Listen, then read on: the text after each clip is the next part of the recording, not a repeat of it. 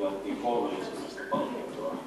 Meille 1, Riken Yamamotolle Japanista 1 ja Mark Mackille Yhdysvalloista 1. Nämä olivat hyvin erityyppisiä nämä ehdotuksia. Se, mikä meidän lähestymistapa oli tietenkin pyrkiä löytämään yhtymäkohtia itämaisesta rakentamistraditiosta ja meidän pohjoismaisesta traditiosta.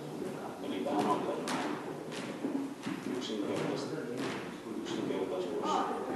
materiaalin niukkuus, ei tämmöinen muotoisuus ja rikkaus. Mehän teimme tämän ehdotuksen yhteistyössä Loki-arkkitehtien kanssa.